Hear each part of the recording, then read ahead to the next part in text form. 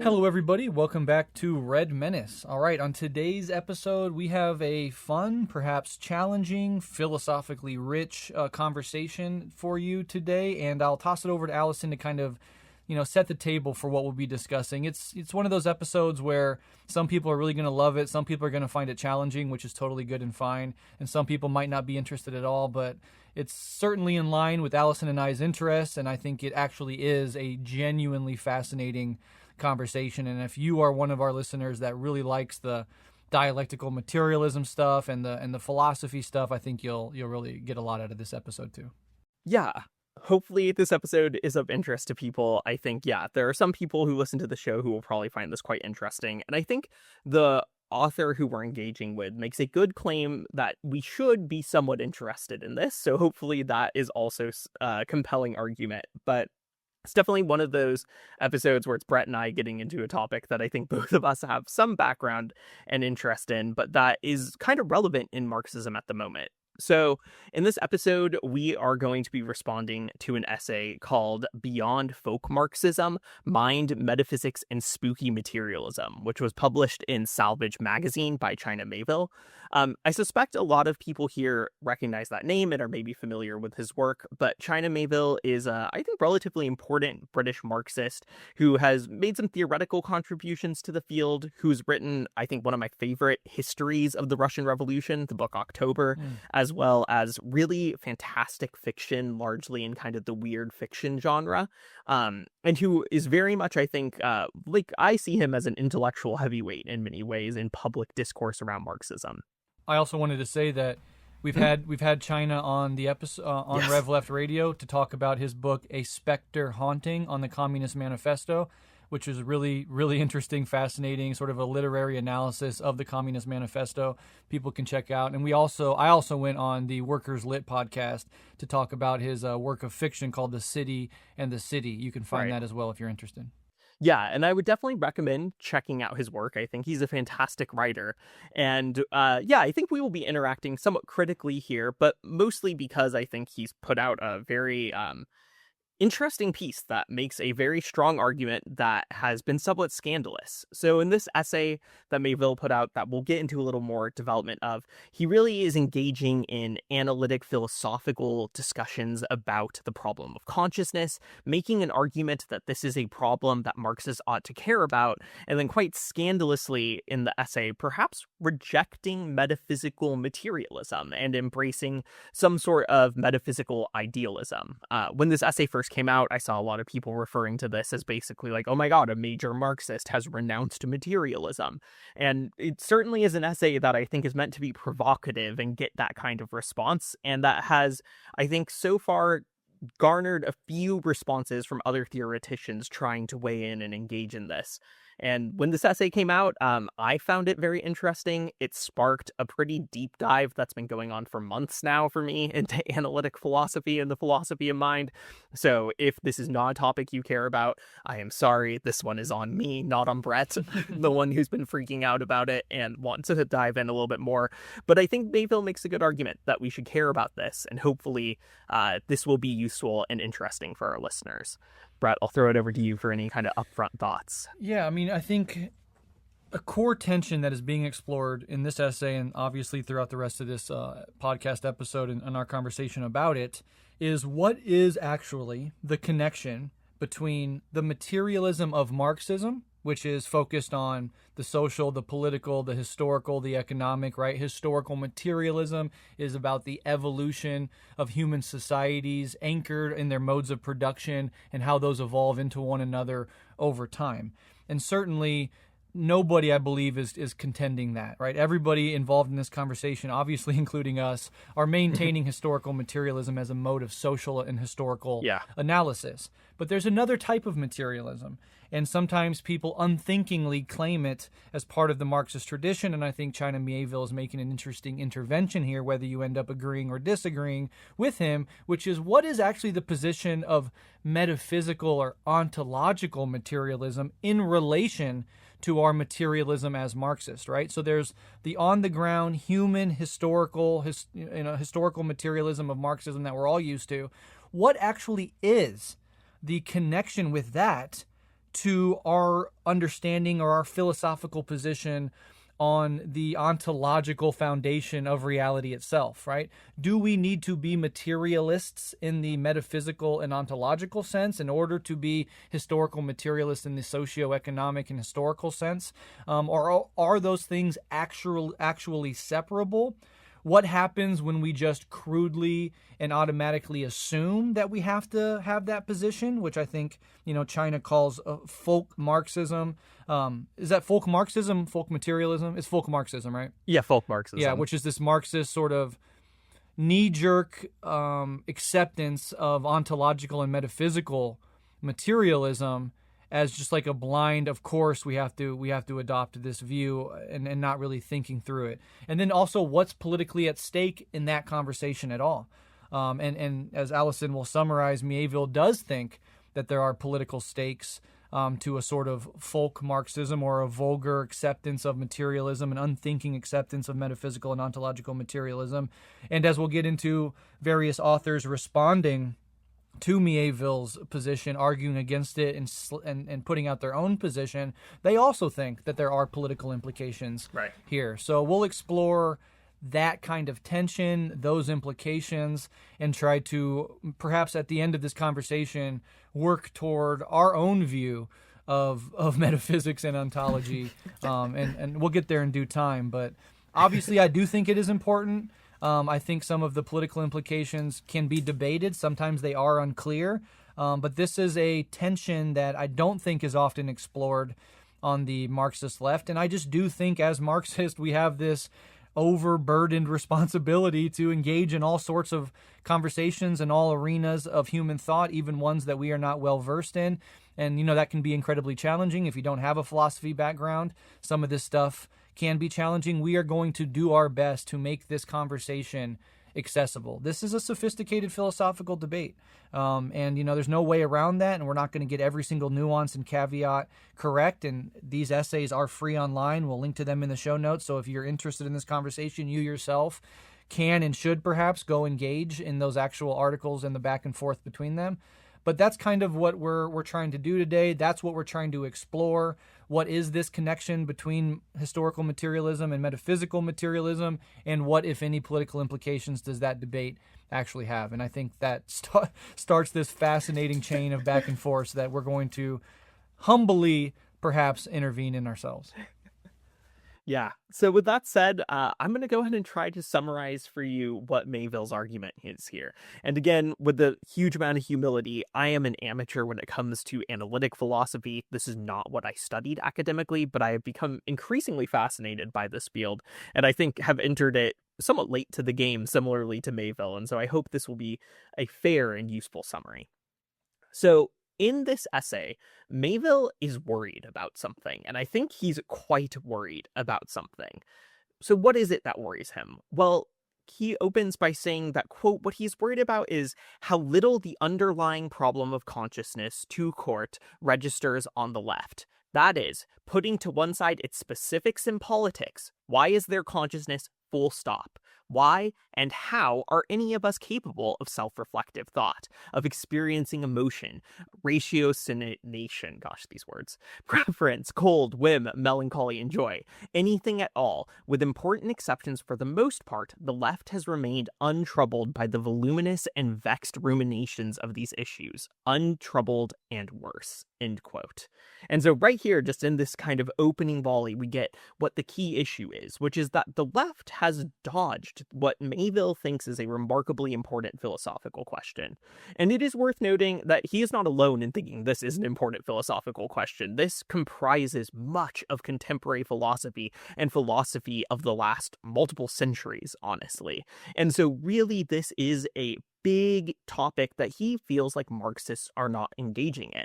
And for Miéville, it's not strictly necessary that Marxists have to care about metaphysics and ontology and their relationship to consciousness. But what's concerning to him is that in his view, it's not just that most Marxists are uninterested in it, but that almost none of us are. In a sense, he thinks that when it comes to these questions, the best that the left can really muster is a big gesture towards something materialism explains it, in a way that points to a kind of unexamined and unreflective approach to these questions. And this is a problem. To quote Miéville on this, he writes that, quote, far from agreeing to bracket the underlying question, for large swaths of the Marxist left, especially the activist left, some such answer is simply assumed. This is a tenet of what we might call folk Marxism. And so in this folk Marxism, there's an assumption that materialism must have an explanation for these other questions like consciousness and metaphysics that your average Marxist does not want to engage in, but there's not actually an exploration of what that answer is or whether or not it is justified. Marxism, of course, in some sense of the word, proclaims itself to be materialist. But in this essay, Miéville asks us to question exactly what we mean by that.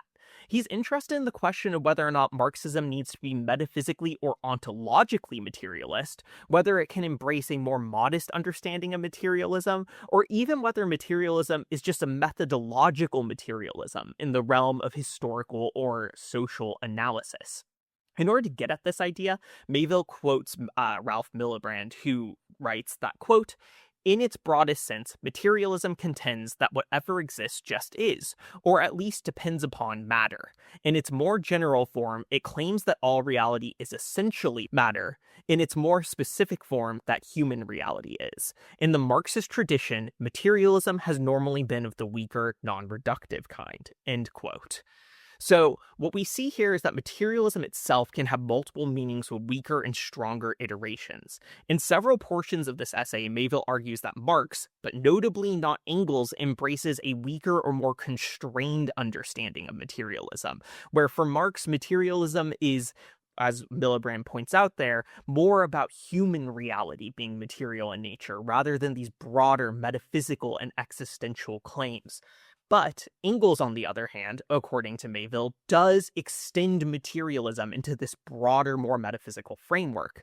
Miéville argues that Marx had a methodological materialism, but that Engels and Lenin totalized this in some way. And one of the things that he is frustrated at is that folk Marxism, this term that he is talking about, has failed to adequately interrogate whether or not the philosophical foundations for this materialism are actually justified. Rather, it just kind of takes it for granted. Miéville cites Sebastiano Tempranaro, who writes that, quote, Marxism was born as an affirmation of the decisive primacy of the socio-economic level over juridical, political, and cultural phenomena.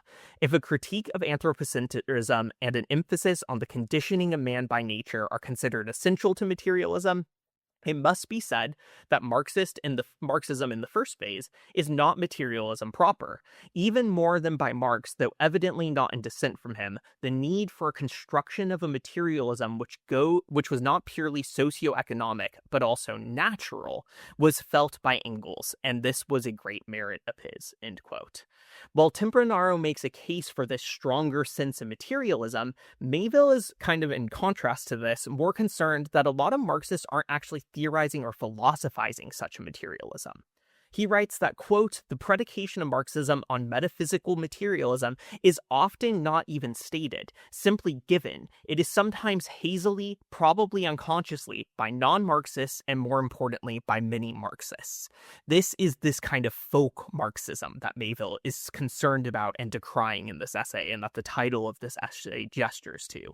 And I think we will get into this, but I think it's fair to say that this is kind of a real phenomenon that plagues the left to a certain degree. So, on the one hand, Miéville is upset about the existence of folk Marxism, the unexamined and unreflective nature of it. But that's just one part of his issue. He's upset about this for a specific reason, which is mainly that folk Marxism manages to elide a core philosophical debate on the basis of its refusal to theorize its own metaphysics. Historical materialism, according to Miéville, must contend with certain metaphysical questions, in particular the long-standing philosophical questions related to the relationship between the body and the mind. Miéville feels that folk Marxism has claimed to transcend physicalism or vulgar materialism, but that it has actually failed to adequately demonstrate how its own theories of materialism have become non-mechanistic or non-reductive in some new way that can account for all of the phenomena that a more fundamental metaphysics must account for. Marxism, of course, does not claim that ideas do not exist, right? The entire theory of ideology is built around an understanding of the relationship between the material world and ideas. So it's not like Marxism hasn't engaged in discussion of what is often thought of as non-material reality.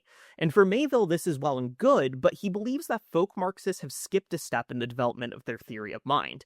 It's one thing to explain how ideas relate to, are shaped by, and shape the material conditions in which humanity lives, but there's a more fundamental question that we're not dealing with if we jump straight there.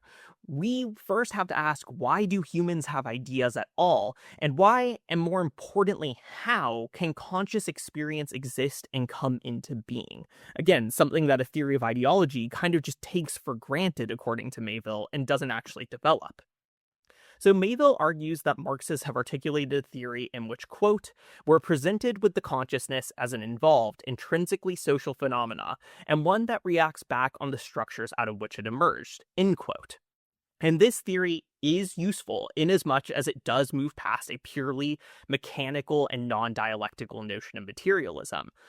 But, and this is really the sticking point, it remains purely descriptive of the position that consciousness plays within specific social contexts. For Miéville, it avoids answering this more fundamental question of what consciousness is, how it comes to be, and why it comes to be.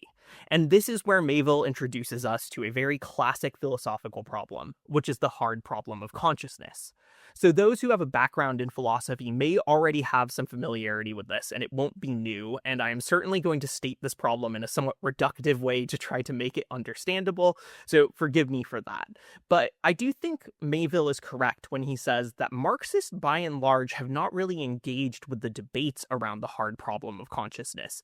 And Miéville's essay, if nothing else, is an attempt to kind of force that engagement, part of why we're responding to it. So in setting up the hard problem of consciousness, Miéville quotes David Chalmers, who kind of first formalized this problem in its current iteration, and he just quotes him at length to really establish the foundation of it. Chalmers writes that, quote, how physical processes in the brain give rise to subjective experiences of the mind and the world. When I see protons hit my eyes, they send a signal that goes up the optic nerve. This is how science might describe me from the objective point of view. But there is also a subjective point of view. There is what it feels like for the agent who is seeing the scene. When I see you, I see colors, I see shapes. I have an experience from a first-person point of view. There is something that it is like to be me. End quote. And here Chalmers is working with a now somewhat classic definition of consciousness when he invokes the idea that there is something that it is like to be me. While we can describe physical processes that at least correspond in some way to that consciousness in materialist terms, those processes are not obviously identical to the subjective experience of being me. And this is kind of where the problem starts to happen. The hard problem then results from the fact that we can observe and study these physical processes that correlate in some way or another to consciousness, but that we can't explain why these processes result in an experience of consciousness or of qualia. It seems obvious to me, at least, that there's some sort of necessary correlation between the physical and the experience of consciousness. After all, as far as we can tell, if the physical matter of the brain is destroyed, the subjective experience of consciousness goes with it. However, the difficulty is that the correlation is not sufficient to explain why or even the how of consciousness. Why or how do certain physical realities produce qualia, but other physical realities do not? According to the hard problem, there's a gap here that remains unanswered. The question is not whether or not physical processes in some way accompany consciousness, but why they do. Could they not simply exist without any subjective experience at all? And here, Miéville invokes the notion of the philosophical zombie, another kind of classic idea in this debate, to explain why this is a pressing concern. A philosophical zombie is, quote, a creature physically and in terms of all observable behavior identical to a human being, but without interiority and subjective experience, absent consciousness. A flawless biological automaton, end quote. The philosophical zombie is not something that actually exists, of course, but it's a thought experiment that is designed to help demonstrate a specific point. Namely, quote, P-zombies illustrate that we can coherently imagine beings physically identical to humans and possessing and performing all the physical processes of humans, but lacking consciousness, which at the very least implies that consciousness might involve non-physical properties or processes, end quote. So here we have kind of this presentation of the hard problem with the accompanying sort of thought experiment to help us understand what's at play here. And for Marxists, as materialists, the hard problem might indeed be a real problem. Ideology as a theory, again, can tell us how ideas are shaped by material processes, but this theory, according to Miéville, might sidestep this more fundamental question of why there are subjective experiences of those ideas in the first place. And this is a difficult question if we want to hold on to metaphysical materialism, because it forces us to encounter a difficulty in terms of the kind of things which exist. Are ideas and even experiences themselves material? If not, how could they be produced by material processes? But if they are material, in what meaningful sense are they ontologically material? Can you demonstrate the matter that makes up an experience, which would be distinct from the matter of the brain, which we can concede in some way correlates to the possibility of an experience? These are the kind of questions that start to come up that Miéville is kind of concerned Marxism has dodged. The hard problem thus opens up a space of metaphysical debate about consciousness that has fundamental importance for those who believe that metaphysics is worth engaging in. In response to the hard problem, you have a whole array of theories, and we will get into these. You have materialist theories that believe reality is fundamentally material or physical, with that distinction being somewhat debated within the field. Idealist theories that believe that existence is fundamentally mental. Dualist theories that try to wed the existence of distinct material and ideal substances. And monist theories which suggest the existence of a single substance, which might be material, ideal, or something else entirely. Now, Miéville goes into a little bit of depth on these, but largely focuses on materialism. Up front, he just rejects dualism on face, writing that, quote, dualism works as a vague holding theory and description, one that evades the impasse of materialism and the scandal of idealism, but it's hard to conceive of a systematically dualist philosophy of mind, and thus of reality, in which one or the other two poles does not ultimately assert primacy. Whether or not it is true that nature, as has been said, abhors a dualism, certainly, as Hart insists, reason does. The simple fact that the two, mind and brain, are related, indeed that any two phenomena in the same universe are related, mitigates against any such foundational dualism, end quote. The actual choice, he insists, is between idealism and materialism. Dualism just becomes philosophically non-tenable. And so for the remainder of his essay, he's working with these two camps. So as he kind of gives that summary, he then looks at the two moves that he thinks materialism tries to make to resolve this hard problem. And there are really two that he gives detail to. Miéville first deals with what he kind of thinks is the most frequent move, which is emergentism. And emergentism is an attempt to offer a non-reductionist account of how consciousness can emerge from matter. Miéville quotes Gail Edwards here, who summarizes the position as follows, quote, properties and powers can emerge from reality's underlying strata, but are not reducible to them. People's liabilities and powers are not determined by their biology. For example, human reason, intentions, and consciousness emerge from, but are not reducible to neurophysiological matter, end quote. Now, we'll get into some of the details of what this all means, but up top, I think it's worth noting that this might seem to play fairly nicely with Marxism and with an evolutionary or developmental understanding of reality, which one can find in Engels' Dialectics of Nature, for example, which holds that quantitative changes can lead to a transformation in qualitative changes. If these kind of laws are correct, it makes sense that sufficient physical complexity or electrical firing within a lower level system could lead to a qualitative break in the emergence of something like consciousness. I think the attraction that some Marxists who have engaged in these debates have had to emergentism makes sense given some of the work already done. And there's really something quite common sense to the emergentist theory. The idea that more complex phenomena can emerge from more foundational lower level systems isn't hard to understand. Miéville quotes Paul Davies demonstrating this quite simply when he writes that, quote, "Water may be described as wet. It would be meaningless to ask whether or not a molecule of H2O is wet," end quote. And this is kind of a nice analogy for understanding what the emergentists are getting at. Unfortunately, Miéville rejects it out of hand. He says that to say that wetness emerges from the material reality of molecules is sort of fine. We can assert that, but wetness is still a physical property. Physical properties emerging from underlying physical realities are not hard to explain or conceive of, but it's not clear that the emerging consciousness we are interested in is in fact physical in the same way that the brain is. Marxist, Miéville insists, can demonstrate how physical emergence is possible, but they fail to wrestle with the core issue of the hard problem, namely that we lack an explanation of how a physical process could produce a seemingly non-physical phenomena. Miéville takes particular frustration with emergentist assertions that there's simply insufficient empirical data for us to explain the exact reasons for the emergence of consciousness, but that we will eventually find it. For Miéville, this still misses the point inasmuch as it assumes that we will find more information about the physical processes, but the issue might be non-physical. Miéville insists that even if we understood all the minute details of neuroscience, we would still have an explanatory gap regarding how the physical process produces non-physical consciousness.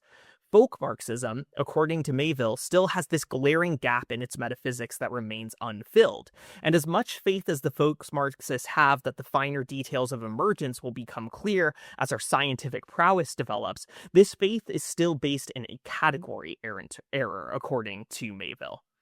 So given this supposed failure of emergentist materialism, Miéville then turns to the second answer from the materialists, which is eliminative materialism. And here, Miéville quotes Paul Churchland, who I think summarizes this quite well, writing that, quote, "Eliminative materialism is the thesis that our common sense conception of psychological phenomena constitutes a radically false theory, so fundamentally defective that both its principles and ontology will eventually be displaced completely by neuroscience." He then quotes Avram Stroll, who writes that, quote, "The correct view, according to eliminative materialism, is that there are no mental states in a folk psychological sense," end quote. And this, of course, kind of solves the entire hard problem, but it does so in a way that also negates the idea that consciousness exists at all. For the eliminative materialist, we have this problem of folk psychology. Our understanding of mind is insufficiently scientific, and our theories kind of rely on incorrect notion and ideas such as beliefs or desires that we treat as real or independent phenomena. This is rejected by a eliminativist.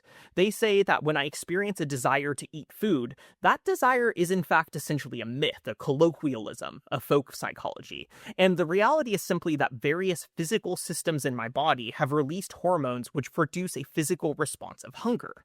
For the eliminativist, the physical process is all that really exists.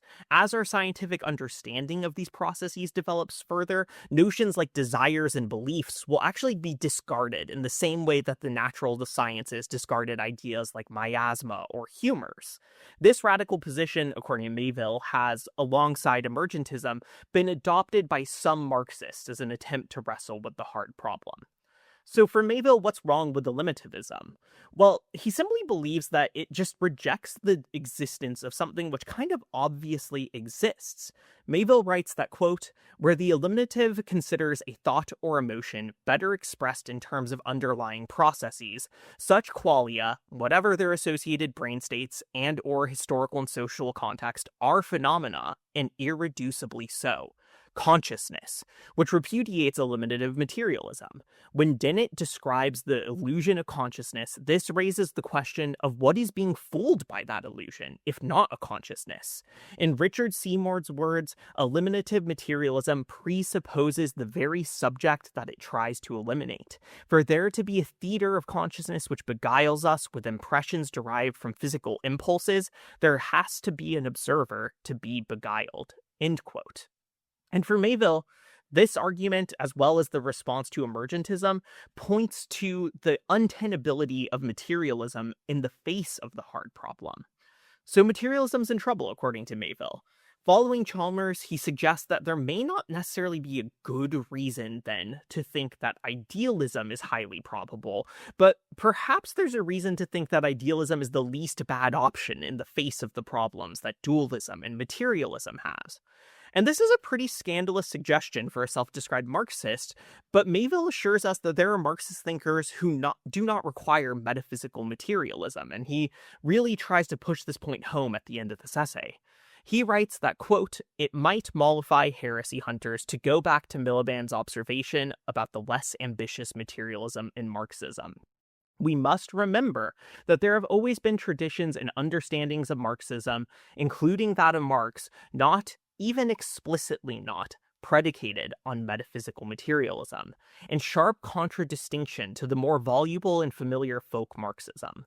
Leszek Kolakowski distinguishes Plekhanov from the most Western European Marxists of his time, who saw no logical connection between Marxism as a theory of social development and any particular view of epistemology or metaphysical questions. Terry Eagleton, in his recent book on subject materialism, puts the matter simply and unapologetically.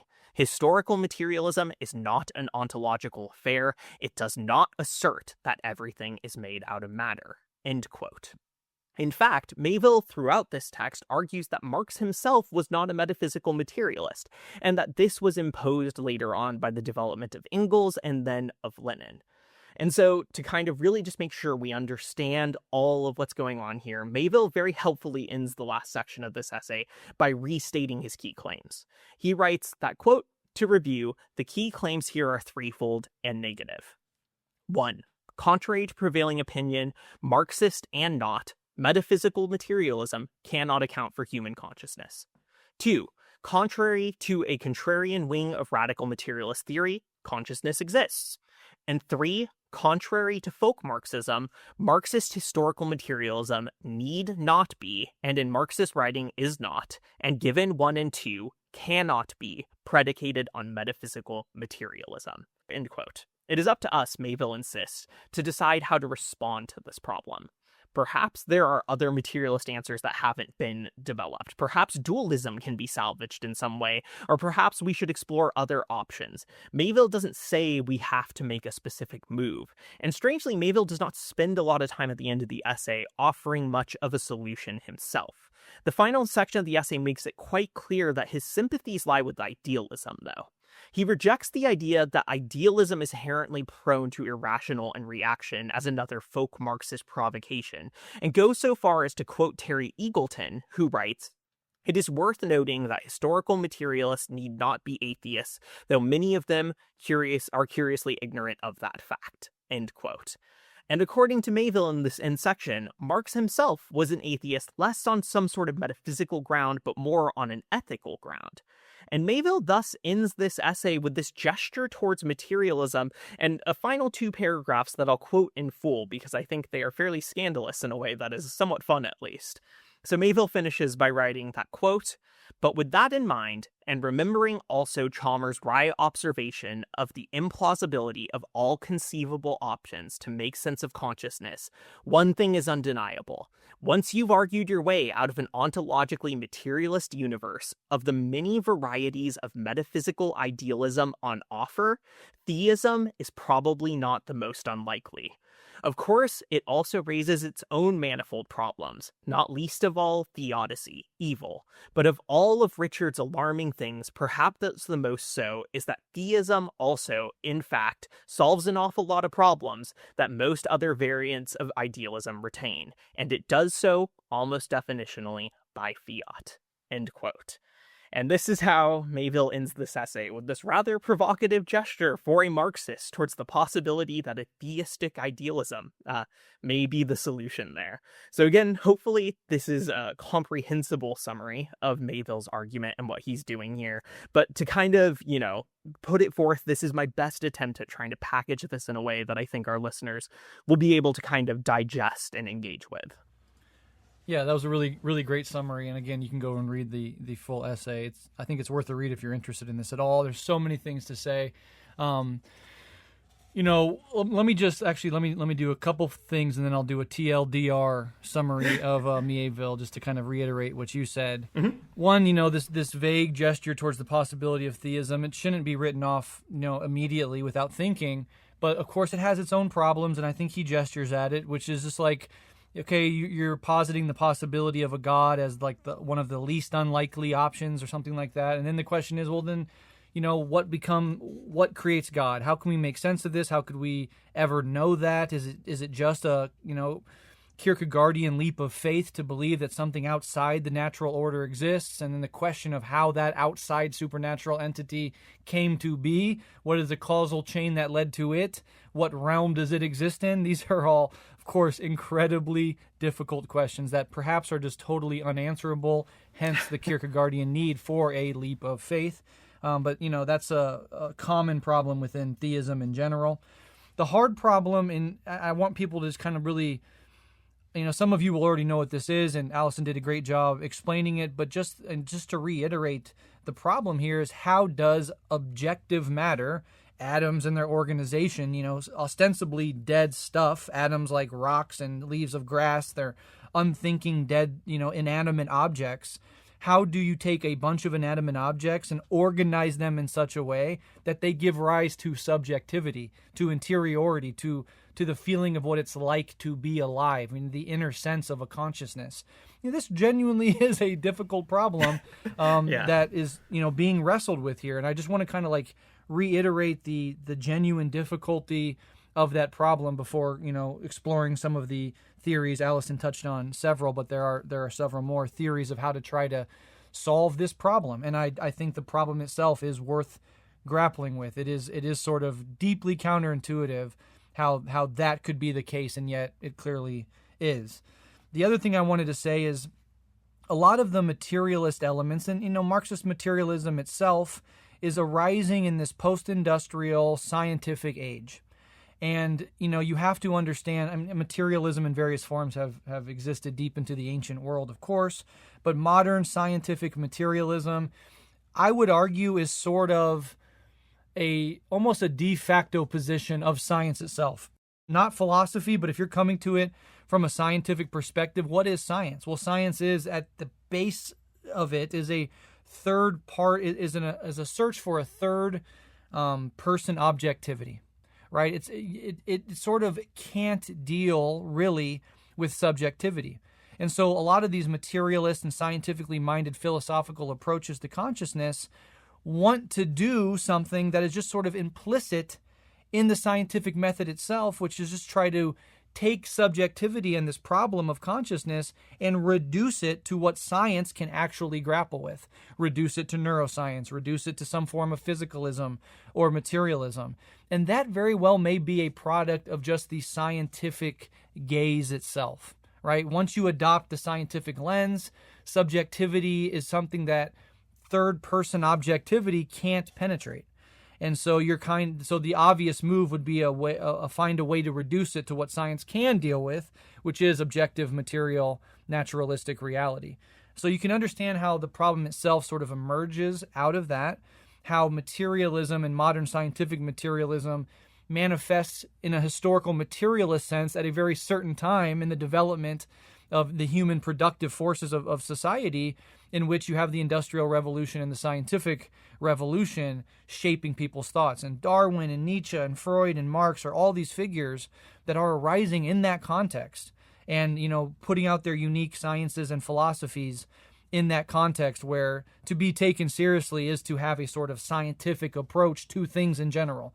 But at the same time, science and that third person objectivity, that can be limited, right? Science is a methodology for understanding objective reality insofar as we possibly can. And obviously it's amazing. It's a great tool, but perhaps there are limitations to it, things that cannot even begin to investigate or even attempt to investigate because of the basic premises of science itself, which, as a side note, why you always need philosophy. And any scientist that tells you that science will usurp the need for philosophy is already assuming philosophical stuff. But I really liked that, whatever our position ends up being, I really liked that Terry Eagleton quote that historical materialism is not an ontological affair. It does not assert that everything is made out of matter. And, whether you agree with that or not, I think that is a defensible position that opens up the door to these genuinely meaningful debates, that there doesn't have to be a one-to-one automatic embrace of reductive materialism, scientific materialism necessarily, that we can have that debate and that historical materialism itself is still true. And that's something I said up front, and something obviously we're going to maintain throughout this entire conversation, that we're all of us involved in this conversation, including the other authors we're going to talk to, are certainly, Marxists, and right. As such are holding out, are all defending historical materialism as a mode of social and historical analysis. It's this other aspect in this relation that we are, once again, sort of wrestling with. And with the historical materialism, as you were talking, I kind of was thinking about it, regardless of what is true ontologically and metaphysically, regardless of, quote unquote, what came first or what is primary, mind or matter, etc., the evolution of Earth and the evolution of the human species is a sort of matter-first affair, right? The solar system formed through dead matter and natural laws of gravity, these disks shaping into spheres, the development of obviously like chemistry, and that jump from chemistry into biology, still a pretty mysterious leap in and of itself. But you can see why analyzing human and Earth-centered history starts with matter, and why we would want to start that inquiry with a materialist assumption, regardless of what is actually true ontologically, metaphysically, right? We could right. live in a universe we can't even comprehend. We could live in a multiverse. There could be different dimensions that we can't account for. All of those things are sort of huge question marks, but still historical materialism would make sense. And being a materialist with regards to the evolution of humanity and ultimately our societies and our own history, I think is a totally defensible position, regardless of what ends up being true about the nature of the cosmos and the universe and the underlying reality that manifests it all. So those are just some thoughts up front. And I just want to do a TLDR version of Miéville, just to reiterate the wonderful summary that you gave, Alyson. So I'm maximizing for accessibility here, and I'm trying to take these ideas and put them into one paragraph summaries, and so we'll see if I succeed or not. But what I have here is just summarizing what Alyson just summarized. Miéville is rejecting what he calls folk Marxism, right? The lazy, inherited assumption that because Marxism is materialist in the historical sense, it must also be committed to a full-blown metaphysical materialism where matter is the ultimate stuff of reality and where consciousness is simply what brains organized or nervous systems organized in a certain way produce or do. His point is not that Marxists should stop caring about material conditions or class struggle or science or history. Not at all. His point is that none of those things by themselves explain why there is subjective experience at all. Why pain hurts, why red appears as red, why there is something it is like to be you and like to be me. He thinks Marxist appeals to like labor and evolution and emergence and dialectics. They can describe the conditions under which consciousness develops, but they cannot and they do not solve the hard problem of consciousness itself. So Miéville's position is a kind of consciousness realism against reductive materialism, right? And consciousness, and what I mean by consciousness realism is that consciousness is real, it's irreducible, and it's philosophically troubling. It's a genuine issue that we have to solve. It's not something you can hand wave away or reduce to something else. And because metaphysical materialism cannot account for it, Marxists should be open to non-materialist metaphysics, including idealism and perhaps even theism, without imagining that this automatically means political reaction or the abandonment of Marxism as such. And regardless of what you think about his gesturing towards idealism and theism, he's not really fully committing to those things as far as I can tell. He's just opening the door that these things are not off limits, and the political implications are not, as many Marxists might automatically assume, some form of political reaction or some form of revisionism and an abandonment of Marxism as such. And I think on that point, I want to go along with him. I want to say, yes, that is more or less true. I'm more or less in agreement with that. I don't actually go into the idealism realm. I kind of reject that turn. And the theism is so full of its own problems, I don't even want to go there. But his basic critique of folk Marxism and his basic separation of those two problems, that you could still be a historical materialist without necessarily being a metaphysical materialist, I think those are legitimate. I'll say that. Does that sound right to you? Yeah. Yeah, I think that summary is really good. And yeah, I think I feel quite similarly. I think on the one hand, the distinction between metaphysical and methodological materialism, whether or not one likes it, is just an distinction that I think a lot of Marxists have already been operating with, right? Like, if you think about the Frankfurt School and then like critical theory approaches to Marxism, I think they're already just working on that assumption, right? That is already kind of a distinction that is baked in, often quite explicitly there. And so I think if you are concerned that Miéville is suggesting some new thing by saying there could be a distinction between materialism as the method of social investigation and materialism as metaphysics, it's not a new suggestion. Marxism has been operating that way for quite some time, I think, and this is a very old and ongoing debate where you could kind of put Sartre and Engels in conversation with each other even, I think, and see some of those tensions occurring. So I don't think that there's a radical position there that needs to be rejected. And I do think that folk Marxism is a real problem, right? Like, I do think to a certain degree, there's, he uses the word faith several times. This just like faith that materialism can explain all of this without an actual exploration or engagement of it.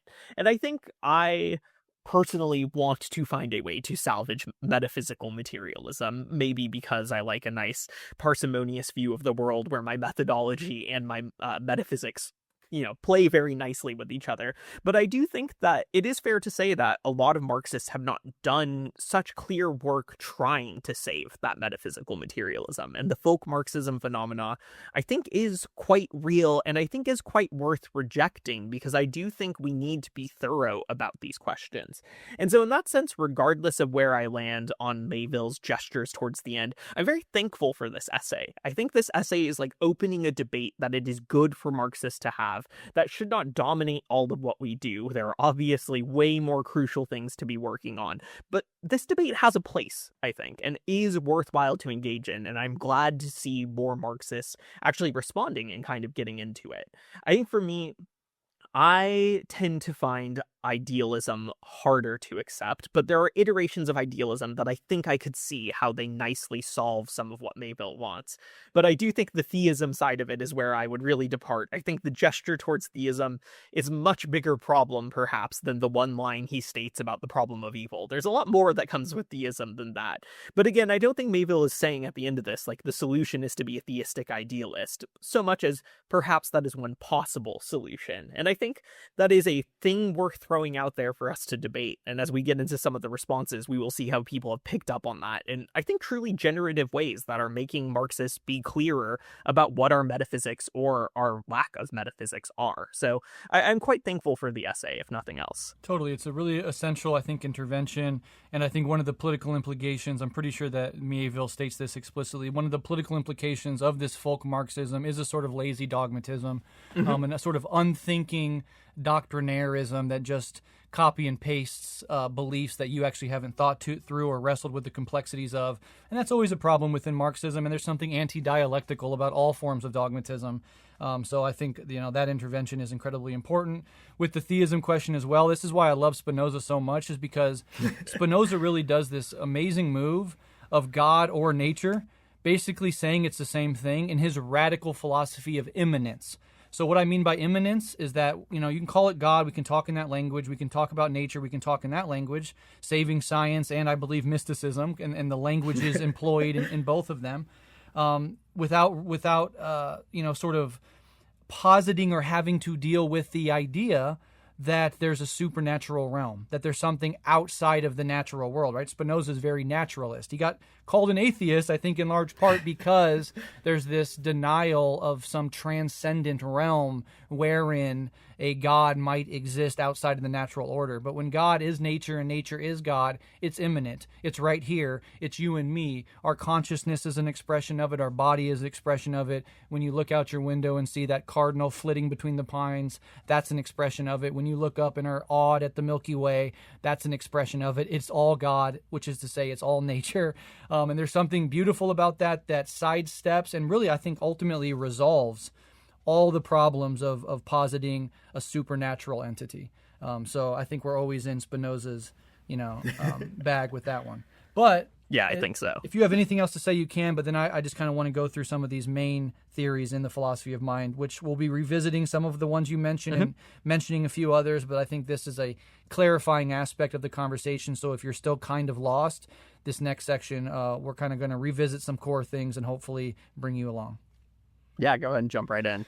All right. So here's some, basic, this is the terrain of what we could call philosophy of mind, these different theories about it. We'll start with the two obvious ones we've already been discussing, materialism and idealism. And this is not me projecting my opinions on what these definitions mean. This is me collating and collecting and sort of making as objective as possible these definitions without any of my personal bias. All of these categories have subcategories that's taken for granted. So materialism. Materialism is the view that matter, nature, or physical reality is primary, and that mind or consciousness arises from, depends on, or is ultimately an expression of material processes. So in simple terms, matter comes first, mind is secondary, but natural, right? It's not spooky, it's not supernatural.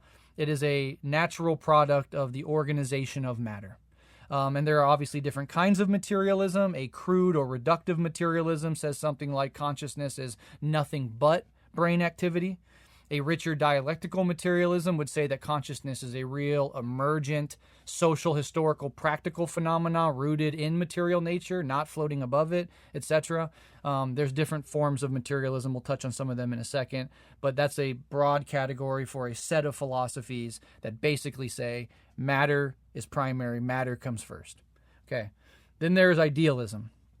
Many Marxists will understand Hegelian idealism and Marx turning Hegel on his head. That's one form of idealism. If anybody has philosophy experience, you'll remember Berkeley extreme idealism, where everything is literally in the mind of God.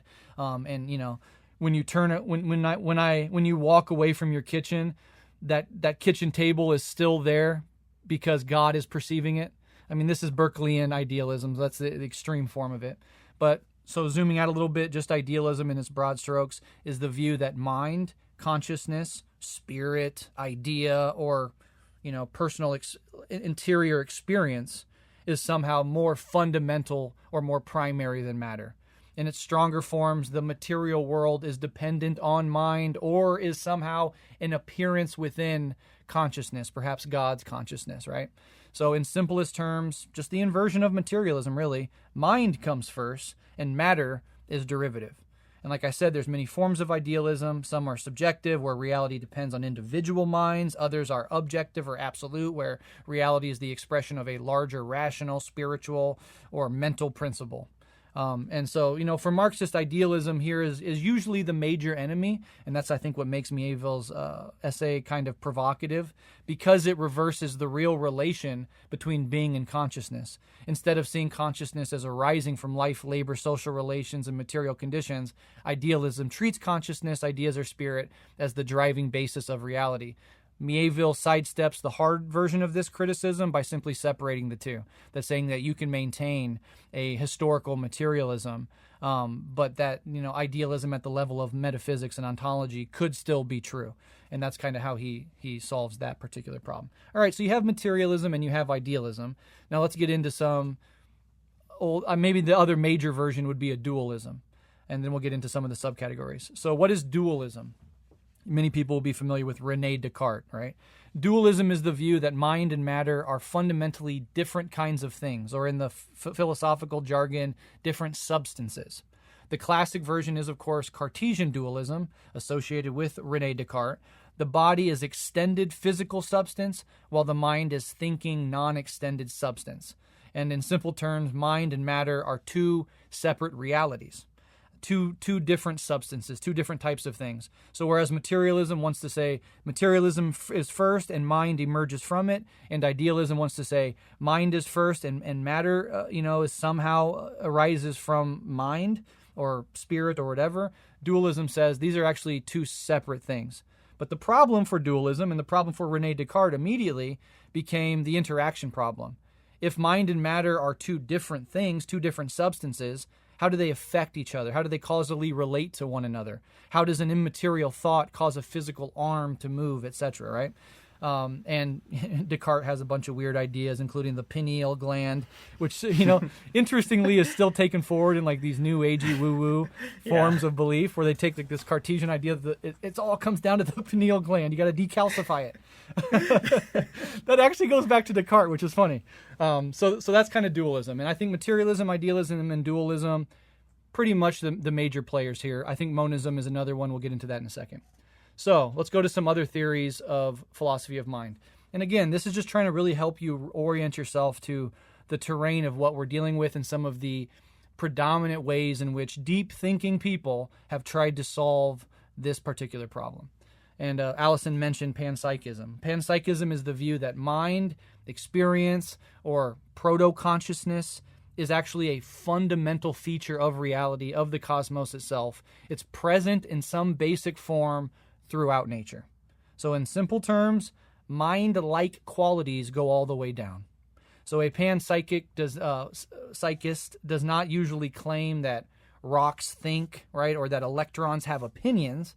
Rather, the claim is that the basic constituents of reality may have some primitive experiential aspect, and complex consciousness emerges from more complex organizations of these basic experiential properties.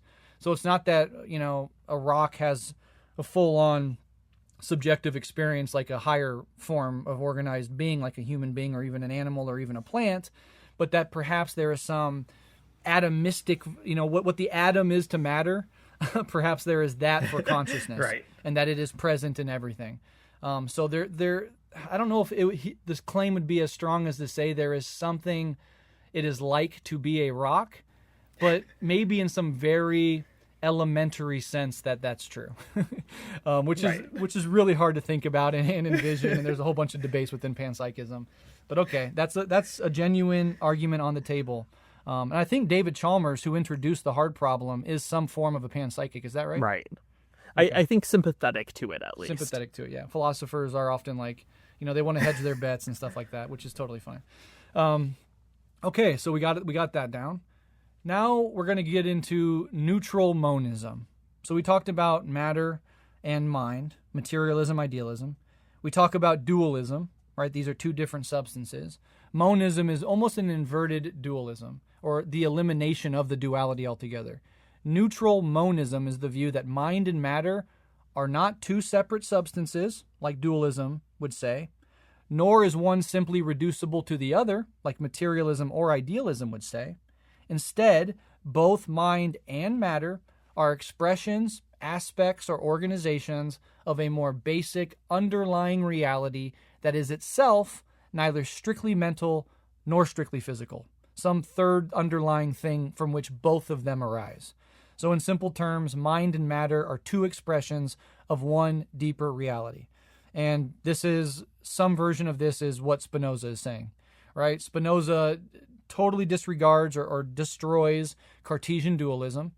He does not become a materialist or an idealist. He advances in a very unique way that, some version of this neutral monism, that there is just one substance, which can be understood, as he says, as God or nature, the underlying reality, the ground of all reality, and that mind and matter are not, mind and body in the instance of a human being, are not separate substances. They are different attributes or expressions of this same underlying singular reality.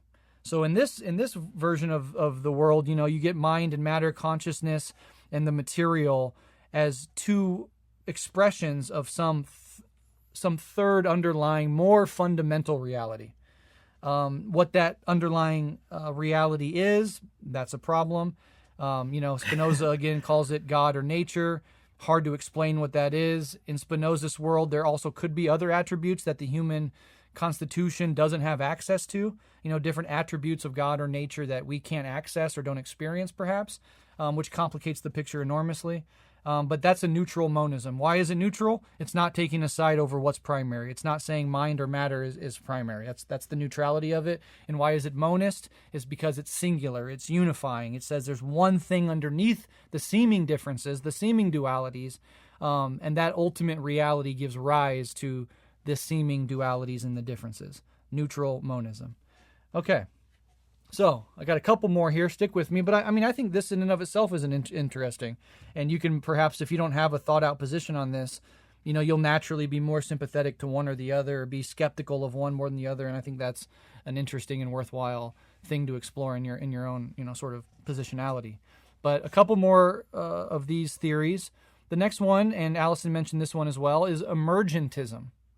So emergentism is the view that consciousness arises from matter once matter reaches certain levels of organization and complexity. Mind is not a separate substance, but it is also not simply reducible to its parts. This is a more complicated version of materialism, right? And in simple terms, matter becomes mind under certain conditions. So mind emerges from matter structured and organized in a certain way. If you can organize matter in a specific way, like let's say into the nervous system of a human being, you will get a certain type of mind that emerges out of that material organization and that material structure. And this seems pretty reasonable. I think a lot of people might immediately kind of like this. And a common example that are used to sort of bolster this argument that Alyson mentioned is water, right? Hydrogen and oxygen do not individually have wetness, but when organized in a certain way, wetness seems to emerge. It emerges. It's an emergent product of the underlying reality of those two things. And so likewise, the argument goes, neurons may not individually be conscious, but when organized into nervous systems, perception, feeling, thought, and self-awareness may emerge. And I would argue, to add a point to this and to help people understand this, I think this is the idea behind conscious AI. That, okay, we're not dealing in biological organics, we're dealing in silicone and microchips, but if emergentism is real, if mind is actually just a product that emerges when material is organized in a very certain way, there's no reason that it has to be synapses and electrons and the human brain or the mushy gray and white matter that we call the human brain. We could do that with sufficient complexity with non-biological material. In this case, silicon and its adjacent materials. That still hasn't been completed yet. Maybe it's just like we're nowhere close to being able to organize that silicon and microchips in such a way that it could, in such a complex way that it could give rise to some sort of consciousness, but perhaps we can down the road, right? So a lot of the AI discussion, I think, assumes a certain sort of emergentism without ever naming it, which is just, food for thought. Yeah. You mentioned eliminativism. This is one of my least favorite positions. It just kind of waves away the fact that like consciousness and subjectivity are even a real problem to agree with, and it's like ultra reductive to neuroscience itself. This is like the position of like a neuroscientist who's like, yes. I study the brains all day. Obviously, materialism is true. And all the things that we think are hard about the hard problem of consciousness and qualia and subjectivity, it really is just a product of our own confusion. And once we master neuroscience, all those things will sort of disappear like the fog and mist that they actually are. And this has always been the hardest for me to wrestle with. It just seems so hostile to our basic experience as conscious beings. Yeah.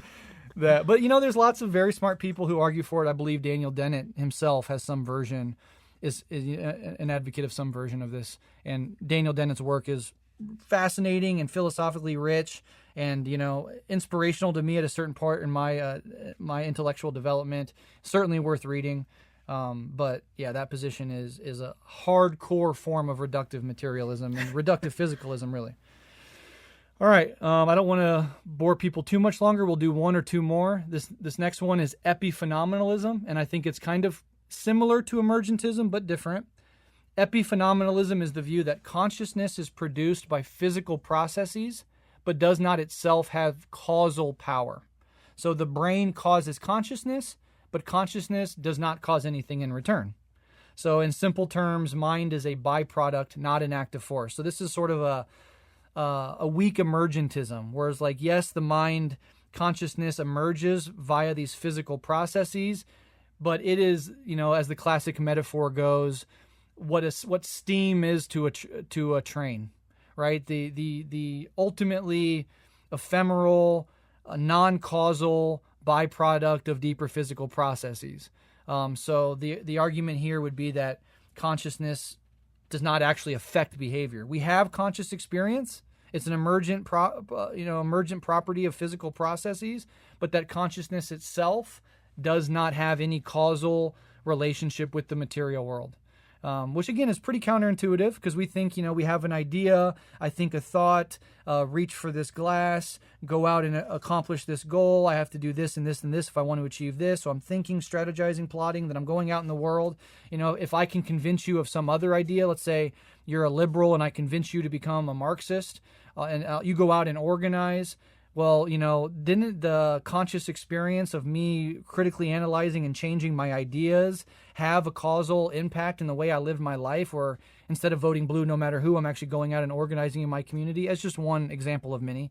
So, it's a counterintuitive, but again, there's a whole sort of canon of work that pushes epiphenomenalism in various ways. All of these categories have their subcategories and their unique forms of emphasis and articulation by different philosophers and thinkers. So that, I think, wraps up the major theories. Alyson, do you have any thoughts at all on any of that? Yeah, no, I think those were really exceptional summaries. And I think one of the things that I want to point to is if you're not familiar with this debate, it's kind of staggering how many approaches there are to it, right? How much time has been spent on this question. And one of the things that I think Miéville says in this essay is for some people, they hear the hard problem of consciousness and it just kind of doesn't register as a problem at all, right? And I certainly had that experience. I think the first time I ever encountered it, I kind of was okay, I don't particularly find this that frustrating. It's something that I need to spend that much time on, and just sort of moved on. And it's only later that I've started to think there's some weight to the problem. And so I think, one response that one could have to this whole conversation is, this doesn't really feel like a problem to me. And I think that's fair to a certain degree. There really are just some people I've talked to who I think will never really feel like this is a true problem.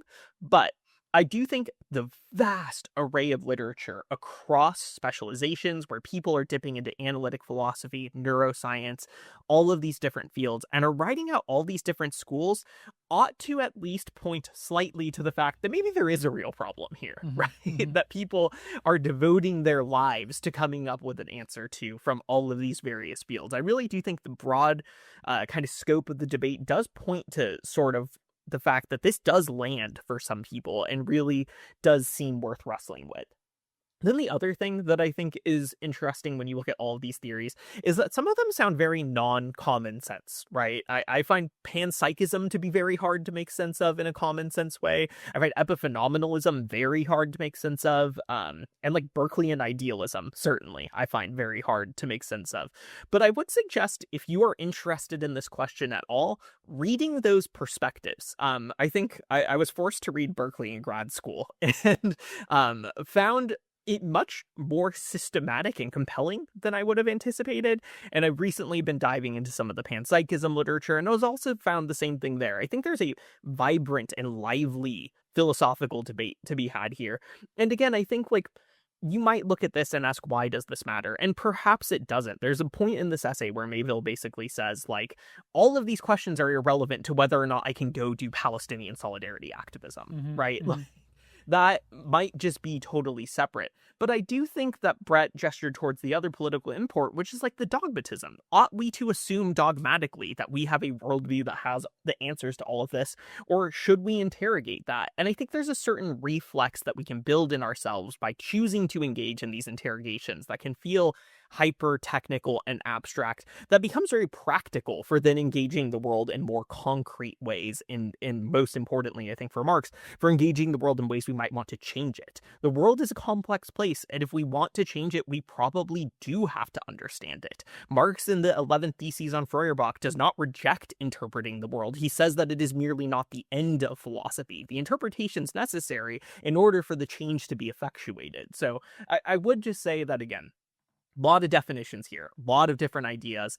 People are going to have their sympathies to different ones, but this is I think, quite beautiful and vibrant field in philosophy that might have import for making us think better about reality and wanting to transform it. So it's kind of a pitch after that summary, I guess. Yeah. And aside from that, I'm a human being that's just curious about reality, right? We're endowed with this high level of consciousness and self-awareness that we can actually reflect on the biggest mysteries that our brains can possibly come up with and handle. Like, why do we exist? Why does the universe exist? Why does consciousness exist? What is the relationship here? These are just deeply mysterious aspects of the cosmos and our place within it. And just as all other ideas aside, just as a human being, I find it a fascinating field of contemplation and speculation, even if it never, and perhaps never can, lead to any seriously hard conclusions. That's what philosophy is about. Philosophy, you can never actually get to a solid answer. It specifically deals with questions that do not have answers and that cannot, be attained through the scientific method because of its own limitations. So yeah, just as a human being, I find this stuff absolutely fascinating. And you're experiencing consciousness right now. We are in the mystery. We are the mystery. And if you're at all interested in your own, if you're at all interested in self-knowledge and understanding yourself and your own life and your own rich interior life, these questions, I think, will inevitably in one way or another come up. And all of these major theories, while they have, philosophical rigor and intensity to them and can be kind of hard to wrap your mind around, there often are, not always, but often are folk versions of these ideas. I just mentioned the folk understanding of emergentism that is really, saturating like the AI, the very idea of generalized AI or conscious AI, the idea that you can download your brain into a computer. What does that assume about consciousness itself? A lot of these idealist strains are very, very common. People's vision boards and people's idea that I just need to think positive thoughts and manifesting. These are new agey and woo-woo ways in which idealism is just totally assumed. And so there are actual implications for how we engage with the world that stem from these. And if they're unexamined, I just think that that's the sort of problem, right? Like for self-knowledge, if nothing else, I want to examine these questions that are core to my experience in the cosmos. And when you look away from them, when you don't even know that they exist, that these arguments exist, you can kind of just easily and lazily fall into, some passive form of them that is ultimately unthinking and all the worse for it. So that's another pitch for taking this stuff seriously. Exactly. Go ahead. Oh, go ahead. No, you. I was going to say, and that's precisely what Miéville means by folk Marxism, right? Is the passive form of Marxist thought on that. And that might be worth avoiding. Totally. And the last thing I'll say on this point is that I'm so interested in Buddhism in large part because it is this phenomenological approach to our own subjectivity. It is a fucking systematic approach to one's own consciousness and to get to the bottom of it. And what is left when the personality and the ego and the constant compulsive stream of thinking that we're all immersed in, what is left when that stuff clears away? And then what you are faced with is just raw, pure consciousness itself. Whoa. And then ultimately in higher forms of Buddhist enlightenment or whatever, it is this total identification not with the content of consciousness, the ego, thoughts, feelings that come and go, but with consciousness itself, with pure awareness itself. And that is not only phenomenological investigation, which is worth it, but it's radically transformative. It transforms and elevates your consciousness by engaging in that phenomenological inquiry and direct investigation, which is fascinating. And I think the people that want to hand wave consciousness away, it's really hard for me to imagine they've ever engaged with Buddhism or meditation, Right. because that is like, Yeah. no, it's here, and I'm when you sit down and meditate, you are directly engaging with precisely that. Yeah. No, it forces you to face it head on. Exactly. All right. Well, having said all of that, I think there are. I don't know if there are more. Are there more essay responses to Miéville? These are the two that I've seen so far. I suspect there might be a few that I've missed, and I suspect there are more coming, but these are the two that I have seen. Okay. And these are great in their own way, and they take totally different positions, and they're basically all from a Marxist perspective, responding to Miéville's argument and essay, criticizing Miéville, and then offering up their own solution to the problem, or their own way of approaching the problem. And so this first one, these are going to be very quick. We're not going to do a whole Miéville summary of them, because it would just take us too far afield. It would be too difficult to do. It would make this episode 6 hours long. So I'm just going to give a brief paragraph form summary, and I hope I do these two essays justice in these summaries. But again, we're linking to them in the show notes. You can go and wrestle with the full arguments yourselves afterwards. But the first one I'm going to briefly summarize is titled "Their Materialism and Ours: Minds, Matter, and Marxism," from Harrison Fluss and Landon Frim. And this was just put out June 16th, 2026, so literally a couple days ago. This is cutting edge debates. This is happening in real time. And it's posted on Salvage, I believe the same exact outlet that Miéville posted his original essay in. So that is the argument, or that is the next one we're going to cover very quickly. And the way that I would overarchingly describe their position is a rationalist dialectical materialism. And hopefully this quick summary will make a little bit sense of that. So Fluss and Frim are rejecting Miéville's move from the mystery of consciousness toward idealism, theism, or metaphysical humility. For them, that move concedes far too much. They argue that Marxism is not merely a theory of history that can remain agnostic about reality as such. It actually requires a materialist ontology, because the whole Marxist project depends on the claim that consciousness is shaped by nature, embodiment, social relations, and material conditions. So as an aside here, they're actually disagreeing with Terry Eagleton. They're saying it is important that ontology matches historical materialism. We must be materialists in both sense of the word, or we lose something by abandoning ontological and metaphysical materialism. So, but their materialism is not crude, reductive physicalism, right? They are not saying that the mind is just gray matter in motion. Their position is a rationalist dialectical materialism, drawing heavily from Spinoza, Hegel, Engels, and Lenin. Matter for them is actually not dead, inanimate stuff. Matter is intelligible, meaning you can comprehend it, you can actually understand it. Lawful is it sort of unfolds according to natural laws, which are also intelligible, and a self-developing nature. Consciousness is not a supernatural interruption into the world, but nature becoming capable of knowing itself through complex forms of organized matter.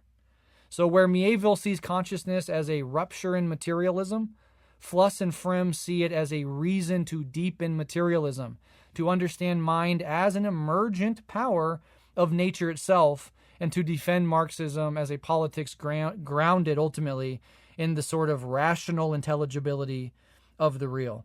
And this is very Hegelian in its emphasis on reason and rationality, on its insistence that the cosmos and nature, the universe, is intelligible to us, that that because we are the universe, which is matter in motion, because our consciousness is a product of the material organization of the cosmos itself, that allows us to render the cosmos intelligible. So it does not retreat into a sort of epistemological nihilism or an agnosticism. It asserts that we can understand the world, and that we are the universe experiencing itself, and that materialism, it kind of gets wobbly for me here, but that they're still materialists, but they're they're coming to it through an absolute idealism. I don't know. That's where I lose it a little bit. And Alyson, I'm wondering if you have any insights there. Yeah. The essay is fascinating, and if anyone is interested, Miéville wrote a response to this essay basically saying, you are not materialists. So that is one possible option. They do this very fascinating move, I think, where they try to argue that Hegel and Spinoza read through Hegel are sort of always already materialists, right? That like absolute idealism was always already materialism. And in this sense, they kind of just restate Spinozan and Hegelian like deductions for the rationality of the universe. They don't really modify them beyond Hegel. And then there's this very strange section, which is just titled Absolute Idealism Equals Materialism, which I really love as a section name, in which they attempt to make an argument that this is always already materialist. I have like 2.5 paragraphs pulled from this where they make this argument I can read if you think it would be helpful, Brett. Sure. Yeah, so they write, quote, "This finally is the key difference between a rationalist pantheist like Spinoza and an idealist theist position.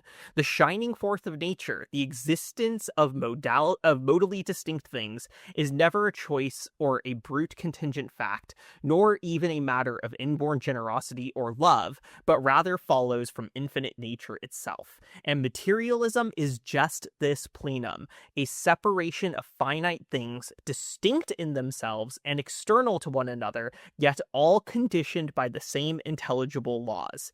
This is again different from the dubious solutions to the hard problems discussed above. The rationalist worldview is not the same, for example, as panpsychism or vitalism. The latter imagine, wholly without evidence, that even sand is sentient and that all material things actually have hidden conscious thoughts or experiences. Panpsychism is just another sort of fiat explanation. It is wishing something to be true that does not solve a theoretical utility. The rationalist does not beg the question this way. They start with the evidence. In fact, better than empirical evidence. The rationalist starts with the apodictic fact that we possess some knowledge, some certainly true idea. In this way, the rationalist refuses to account for the hard problem before first tackling the fundamental problem of philosophy. This later question is the true starting point of all subsequent queries. Is the real rational? Only once we answer this fundamental question about the ultimate intelligibility of the world do any of the narrower questions about minds, bodies, qualia, and moods become answerable." End quote. There's a lot in there, but I think the main thing that they're doing is this move where they say materialism is this plenum, a separation of finite things distinct in themselves and external to one another, yet all conditioned by the same intelligible laws. So they're trying to make this argument that, again, like Spinoza via Hegel is already a materialist because you can derive this separation of infinite things that are distinct but governed by rationality.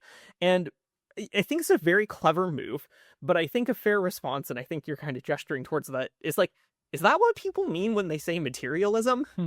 Like, it's not clear to me that that is what materialism means in this debate. And so this essay, I think, is a fun read, and I would recommend reading it. But it feels to me like they are rejecting a kind of like interventionist theism that they believe that Miéville has adopted in favor of like a Spinozist pantheism.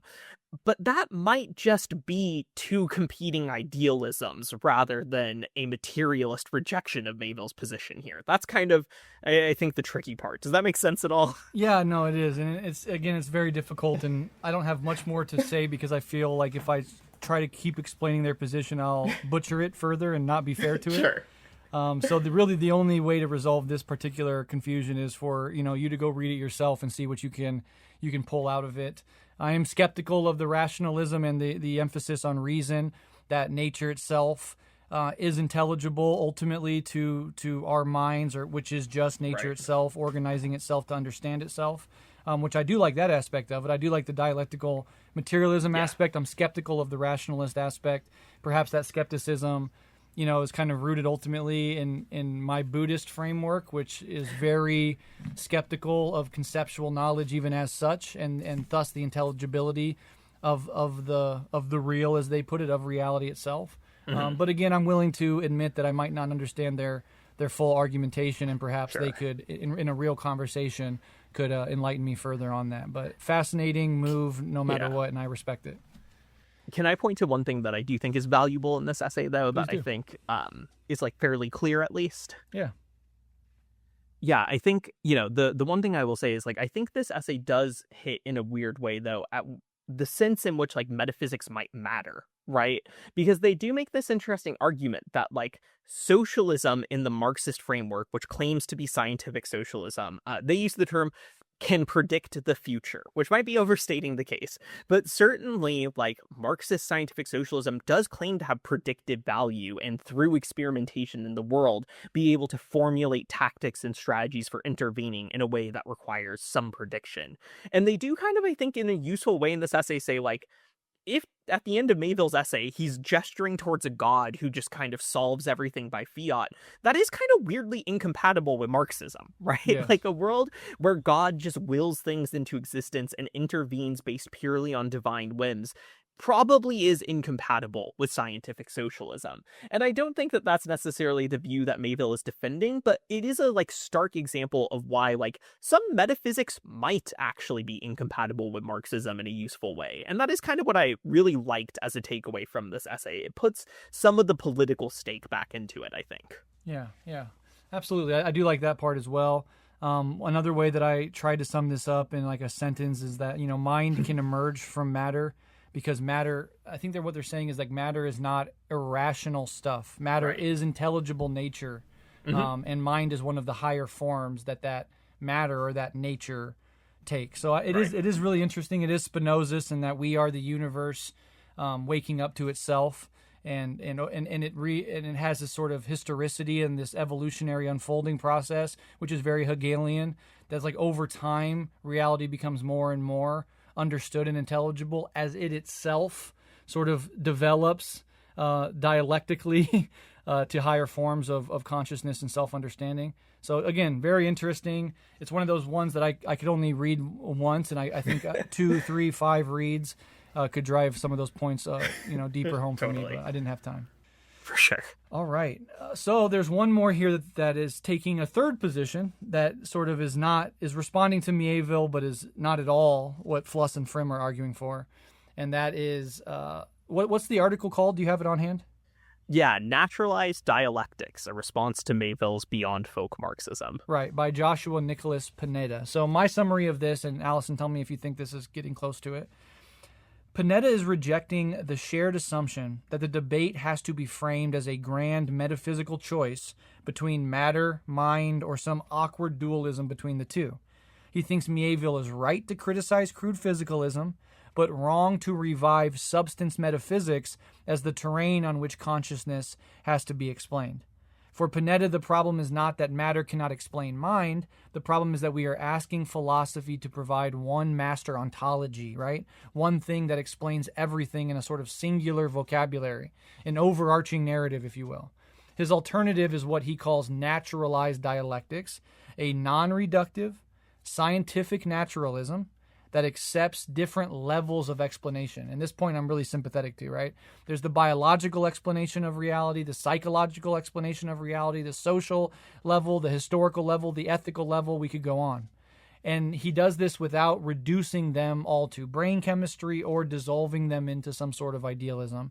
He says consciousness is real, embodied, emergent, and historically formed, but that does not make it supernatural, nor does it make it metaphysical or metaphysically spooky. So finally, for Pineda, dialectics is not a mystical law of reality or even a total metaphysical system. It is the practical work of relating distinct but interconnected forms of explanation within one natural world. So, totally rejecting any form of supernaturalism, doubling down on scientific naturalism. And really, I think the best move here is this total refusal to reduce sort of one way to talk about it is dimensions or layers of analysis. That we can look at the world through the psychological lens. We can look at the world through the historical lens. We can look at it through the biological lens, and we don't have to try to nest one inside of another to gain some sort of clarity. That this is just a sort of dynamic web of layers of analysis that we can look at, and that's okay. Does that sound right to you?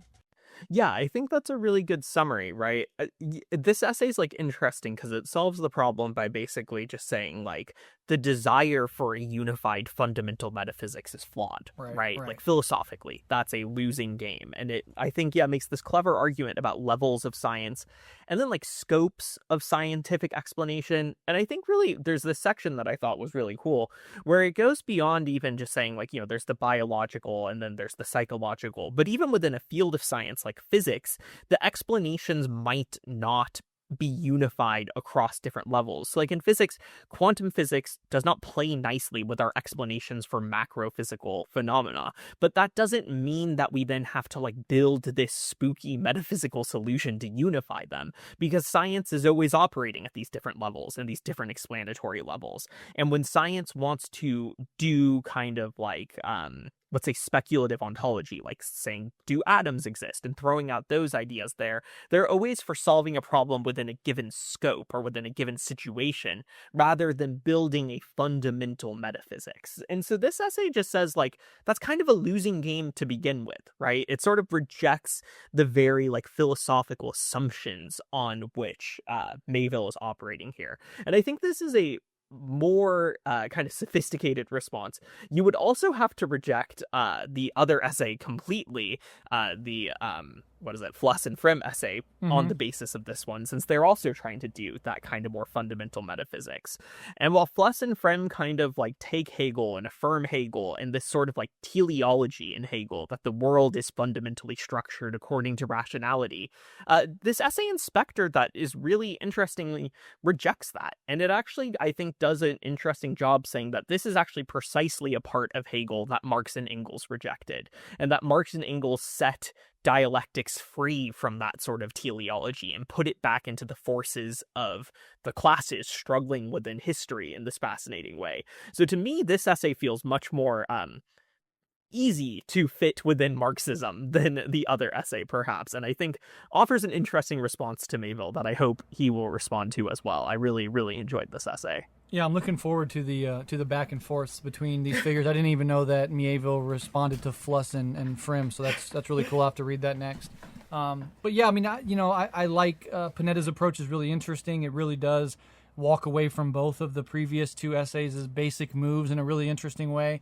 But I feel like for us, and maybe I'm speaking for myself, but I think also for you, is that we kind of do want to talk about ontology. We kind of do want metaphysics still, Yeah. And what he's saying is like, end of the day. Yeah, and what he's kind of saying is like we can like coordinate different layers of explanation, and like in this web of different layers, and kind of coordinate them together. And that's cool and probably productive in a various way as well, but I'm just not as willing to like walk away from metaphysics and ontology altogether. Yeah, And perhaps that's likewise a personality problem. I don't know. No, I think maybe in my case as well. I just am a fucking nerd for this type of philosophy, unfortunately. Exactly. I find it fun to engage in. And he makes a good case, I think, against that sort of metaphysics. But ultimately, my sympathy leans towards the idea that we can pull off some sort of metaphysics or ontology that is not folk Marxism. I think that's a worthwhile endeavor. Absolutely. So I have my own sort of position that I wrote down to articulate as best as I can. It's been something that has been bubbling, I think, behind the scenes in a lot of my work, from our episodes on Spinoza to the sort of Marxist and Buddhist synthesis I've been working at. Some of this is sort of implicit at a more elementary level in my upcoming book. I don't get into the philosophy of all this, but I am sort of arguing for something that has relevance in this terrain. And so while I was preparing for this and I read Miéville's argument and the counter arguments, I wanted to be like, this vague sort of position that I have for a long time called, dialectical monism. Can I actually kind of put that into language here and make it a precise argument? Not a full essay, but like a paragraph or two, advancing something that I think is not identical with any three of the essays that we've discussed so far, nor is it neatly reducible to any of the main categories of the philosophy of mind, though perhaps you could see it as which it is a form of monism. So I would be sort of in that camp, which perhaps from a more rigidly materialist perspective, that itself could be criticized, but it is what it is. So I wrote this down. I'm going to read it in an attempt to articulate as precisely as I can this position, and then, you can let me know what you think of it, be critical of it, where I mess up. And, again, if I put this into an essay form and actually flesh this out and put that out into the world, of course there would be, and this is just the nature of philosophy, a million angles from which to attack or criticize or be skeptical or point out certain assumptions. And that's the beauty of philosophy. There's never any never in the history of philosophy does everybody stop and say, hey, that person is right. They figured it out. You figured it out. Yeah. That's just not in the nature of the field itself. Right. To its credit. So, okay. Yeah. This is obviously Marxist and Buddhist inspired, as everything I say is, and there's a bit of non-duality here, but the basic position is, I would call it dialectical monism. So, I am rejecting both crude materialism and metaphysical idealism. I do not think consciousness can be waved away as just brain activity, as if subjective experience, right, awareness, suffering, interiority, subjectivity are philosophically unimportant. I do not believe that. But I also do not think that the mystery of consciousness pushes us, as I said earlier, towards supernaturalism, theism, and certainly not the abandonment of Marxism. So my position is a dialectical monism, sort of transformed or shifted by the Buddhist conception of dependent origination. So to explain that further, mind and matter are not separate substances, nor is one reducible to the other. That's just straightforward monism. They are co-arising expressions of one dynamic, unfolding, relational reality driven forward by contradiction between and within themselves. So with Spinoza, I do think that this underlying reality can be called God or nature, so long as God is not understood as a supernatural person outside or above the world, but rather, in Spinoza's, taking Spinoza's lead here, as the mysterious, immanent, self-organizing activity of the universe itself. So where I depart from Spinoza, though, is that I understand this reality not as a static substance, a hidden metaphysical object beneath appearances, or like an ultimate ground in the ordinary sense. And that was kind of, Spinoza's version of this. But I understand it dialectically. And, as an aside, Hegel, deeply influenced by Spinoza, does a similar move, right? He takes Spinoza's static eternalism and dialecticizes it, puts it in motion, puts it in history. And so I'm certainly, as most Marxists are, Hegelian in that sense. So dialectically is a process of emergence, contradiction, interdependence, transformation. It is empty, and this is important, I think, in the Buddhist sense. And what I'm getting at here is the problem with monism, as I articulated earlier, is it is gesturing towards some third, more fundamental reality from which mind and matter emerge. But that creates an automatic problem. Even if you're not going supernatural with it, you're positing some deeper, more real, more foundational thing, substance, whatever, and then that itself is rarely explained, and perhaps it's utterly impossible to explain that thing. Spinoza calls it God or nature, this deeper reality. But I think with the Buddhist conception of emptiness, we can de-essentialize that, right? And emptiness in the Buddhist sense is like there's no fixed essence to things. It's the core of no self. That what you take to be a static, stable self within yourself is actually an illusion, and what you are is this continually unfolding and hyper-conditioned process, right? That you are a process, you're not a thing. And that's true for all things. Everything is essenceless. It emerges in radical, immanent relation with everything else. So how do you solve the Spinoza problem of some mysterious substance underneath reality? You just say it's not there at all, and that's what in Buddhism is called the groundless ground, an interdependent totality without a fixed essence. Everything exists only through relations and conditioning, interdependence, etc. This is where like dependent origination really becomes central for me. Consciousness does not arise from organized brain matter in some simplistic, physicalist, or epiphenomenal way. It arises dependently through the body, the nervous system, language, and in the historical materialist realm, labor, society, history, suffering, memory, desire, etc. The world itself, practice, being in the world. Consciousness arises from kind of that radical interdependence of all of those things. So there is no, like in all things in Buddhism, there is no mind in and of itself, but there's also no matter in and of itself, right? These concepts that we want to take out of their relational web of interdependence and sort of reify as a fixed essence, a fixed thing that we can then put in contradiction to one another and try to explain which one precedes which is more primary, etc. That itself, I think, is a mistake of conceptualization. Especially if by matter we mean some isolated, self-sufficient stuff existing apart from consciousness. So matter too is relational, dynamic, conditioned, and ultimately empty of an essence. In this sense, emptiness protects me and my position from three errors at once. If you understand, if I articulated the emptiness thing itself well enough, it will protect me from three errors: crude materialism, because consciousness is not reduced to dead matter under this view. It protects me from idealism because consciousness is not made primary or treated as the source of reality.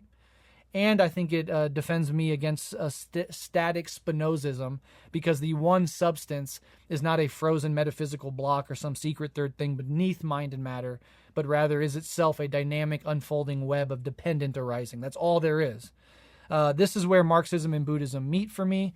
Marxism keeps consciousness rooted in nature, history, class, and material conditions. Buddhism gives us a rigorous phenomenology of mind and suffering and emptiness.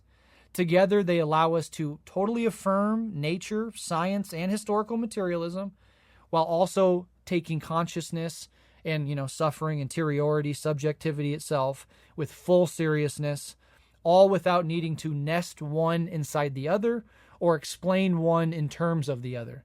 The mystery of consciousness does not lead us out of matter-first materialism or into a mind-first idealism, categories that, in this debate, are often reified into distinct abstractions that confuse more than they clarify.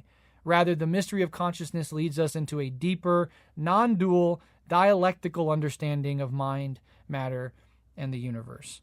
So if you can kind of imagine a spider web unattached from anything, sort of forming itself in a way, that's getting close to some sort of visual analogy to what I'm arguing for, that there is no ultimate ground to reality.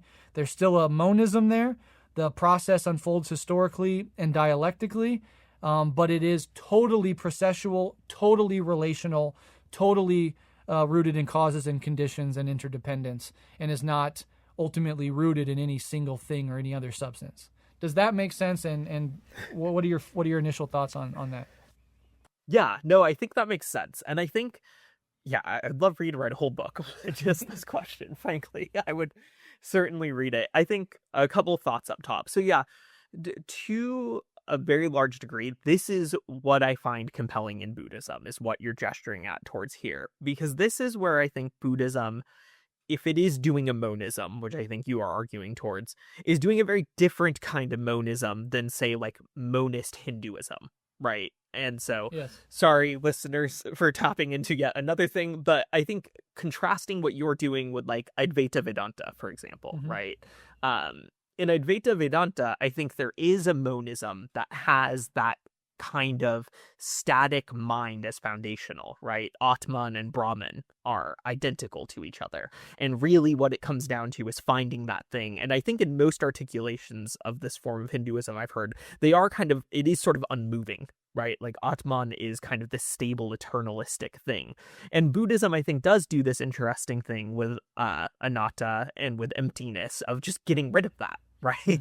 And instead you have this chain of dependence that goes kind of infinitely back. And so I do think I like that in a lot of ways. And I think the comparison in my mind, at least the compare and contrast with the Advaita Vedanta schools, is helpful for seeing some of what is novel about this argument, I think. And so for anyone who has that reference point, maybe that would be a helpful kind of idea as well. And then, I think emptiness is one of those things that's very tricky, I think, because I think usually when Buddhists talk about it, I have a hard time understanding what they're talking about. But to gesture towards an example that I found very helpful that I think might get at some of this is in his commentary on the Heart Sutra. Thich Nhat Hanh has this section where he says, just like, look at this piece of paper that these words are printed on, and I want you to find where the paper itself is. And he says what you will actually find is that if you look for the essence of the paper in the paper, you will not find it. It is empty of an essence, and of a stable and unchanging essence. And in fact, when you look very closely into the paper, what you will find is a whole chain of causality. The paper comes from the tree, which is watered by the rain, which is part of the physical cycles of the earth, all the way back. And where one might expect an essence, there is an emptiness. And where that emptiness is, this is not like a nihilism. There's this chain of relational other things stretching backwards. And I think, hopefully that's a useful and not a misinterpretation of emptiness. But that is kind of the thing that helped me conceptualize the idea somewhat. And that feels so resonant with Engels to me, right? Because in my mind, Engels is rejecting precisely the idea of essence. Things are not eternal. They are not unchanging. They do not have an essence that is platonically projected out into matter from some other realm. Things are in a constant state of flux and changed relationally in terms of external contradictions and in terms of their internal contradictions. And to me, that feels so resonant with Buddhism. I even just had like a comrade the other day who is much more well-versed in Buddhism than me be like, is there a reason that these just aren't doing the same thing ontologically, like dialectics in Buddhism? And it does feel like they are. So I don't have very many like concerns in that sense. I think that the monism that you're trying to argue for makes a lot of sense to me, and I think is a useful way of looking at the world. I think the problem that I have with it potentially that I don't think is insurmountable is still like emergence to a certain degree, which is that like even if ultimately there are no essences, it does feel phenomenologically like there is something different between consciousness and matter, between the mind and the body. And in terms of like dependent origination, I find it very easy to understand the recycling of matter in birth and death and that movement. But what does that look like and mean in terms of consciousness is a question. And I think as I've taken a deeper dive into Buddhism, I do find that some Buddhists, I think, sneak in a little bit of dualism sometimes. This is like Stephen Batchelor's very big concern with a lot of Buddhism, is that he thinks it sneaks Atman back in and does the dualism. And I don't think that has to be the case, but I think some explanation of like why of consciousness still needs to get unpacked a little bit. And you give a very short summary here, so I wouldn't expect you to like have the entire why, but I'd be interested in hearing this framework taken to try to like deal with that question specifically and see what that answer might look like. I don't know if any of that is helpful. Those are just kind of the thoughts off the top of my head. No, it is helpful, and I don't have a thought out answer to that problem in particular. You're kind of reasserting that the problem still exists and isn't necessarily explained. And that's probably true. There is this duality in Buddhism of like there's the relative and the absolute.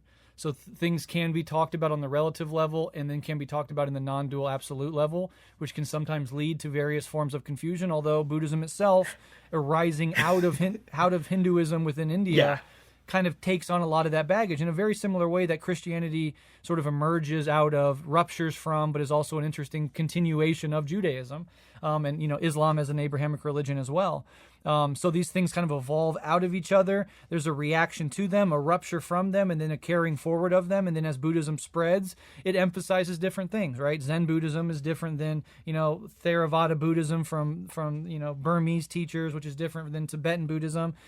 So they all have, which is also in every religion. You have Shia and Sufism, and, you have Protestantism and Catholicism and and all these differences sort of exist. So there is no single one Buddhist answer, and Buddhists themselves debate quite a bit. But one of the things that came to mind as I was thinking about how to articulate this position, which, plenty of points to apply pressure to, is this, core statement from the Heart Sutra, that form is emptiness and emptiness is form. So form here includes everything, the material and the mind, right? All concrete phenomena, bodies, objects, thoughts, mountains, brains, societies, consciousness, everything that appears as a definite thing is form. And then emptiness means that just none of those things possess an independent, fixed, or self-existing essence. They only exist, as I said, through causes, conditions, relations to one another, etc. So form is emptiness, emptiness is form. When we look at the phenomenal world, we're seeing things. That's all empty, right? In this sense. And emptiness itself is not some third thing underlying all form. It is form. It is the, form is the way emptiness expresses itself, which sounds counterintuitive. And in a relative level of discourse, it is, as so much in these traditions are, seemingly, totally contradictory to one another. But from an absolute perspective, it sort of makes sense. But again, this is one of the more nuanced and debated concepts within Buddhism. And, for some people, like Slavoj Žižek, I think, criticizes Buddhism as fundamentally nihilistic for reasons that are adjacent to this idea. And the picture the visualization that, if I can articulate this in real time, that emerges from what I understand Buddhism to be is like, and this is the emphasis on the present moment, it's the only thing that exists, that there is no past, there is no future, there's this cascading, unfolding mystery so far beyond our ability to conceptualize that you can't even face it or experience it without first dropping your attempt to understand it at all. And people that can get into that meditative state of letting go of all compulsive inner dialogue, being radically and fully and completely in the present, they articulate a sort of radical ignorance that I don't know what this is. I don't know what the fuck is happening. I don't know what I am. And you'll hear that time and time again, all through the centuries and millennia of Buddhists who have more or less accomplished what could be crudely called enlightenment or awakening or non-dual perspective, is they are from a phenomenological path, not from a third-person objective scientific approach. From going deeply inward, you end up at this place of just radical mystery once again. And so emptiness is like, there is no thing that you can dig down to and find. It is just this sort of in midair, for lack of a better term, constant cascade of change, and the cosmos itself is just this rushing river of energy with little eddies forming into material, and that could even be seen as idealism almost, or I guess E=mc² kind of bridges that gap of energy and mass and material, but that there's just this mysterious cosmic flow of this energy that concentrates itself into the phenomenological world, into form, into all the things that we see, but that itself is a constantly spilling forward, constantly unfolding process that is fundamentally mysterious, always in flux, never getting anywhere, never necessarily going anywhere. And upon your death, all that has really happened is that the particular eddy of that energy soup that gave rise to you, or what you thought was you, that dissipates back into the whole.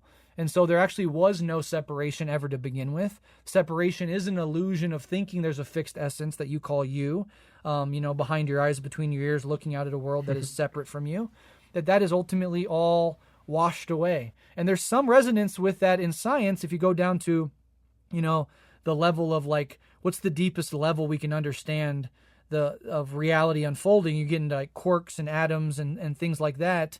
And it is just this fucking soup, this like sort of soup of energy. And so science itself kind of comes to that conclusion as well. And there seems to be just sort of an epistemological brick wall that we hit, that you can't ever get beneath that. We are inside the thing. And to fully, if it's even possible to fully understand it, we would have to stand outside of it, which is just totally impossible and is itself just a delusion and a concept. It's not actually a real position that one could take, even theoretically. Right. Yeah, no, I think I'm very sympathetic to your perspective. And I think it is interesting, right? What is so fascinating, I think, when you come to this with like some experience with Buddhism, at least, is it does, I think, clarify for me the extent to which like why this debate matters a little bit. Because I think you mentioned this earlier, like, I feel like the eliminativism in the face of Buddhism is just impossible, right? Yes. Like, once you have undertaken, like, even basic meditation practice, like, the purely reductionist approaches that want to make consciousness go away become, I think, very non-viable. And so I think there's like a huge value to the Buddhist intervention on that like phenomenological level itself of like, you can go investigate and encounter consciousness, right, in a really fascinating way. And I think, it's interesting your response that like, I'm kind of insisting the problem is still a problem in your framework, and maybe it isn't, which is always kind of what is tricky. As I've tried to look at the various answers, I feel like you can always kind of insist like, the problem is still a problem. There's still the question of emergence. And you can kind of throw that at panpsychism, at materialism. You can even kind of throw it at some of the versions of idealism. And there is maybe a point at which this is sort of unanswerable on a certain level, in which you can always find another epistemic gap that you can point to. And so I do think like me offering that, I think emergence may still be a question here, is almost a thing you could throw at any theory, right? That is kind of the difficulty. But I don't know. It's an interesting question. I would be very interested to hear you write at this at more length. I know your book, you said, maybe isn't getting as directly into this, but is certainly drawing on this as a foundation, I would assume. But I would be interested to hear more. Yeah, and I think the thing that has prevented me so far from doing that, and the thing that gives me hesitation, is just the intimidation of trying to, because once you start making these theories, you really have to deal with, you have to anticipate all the possible angles.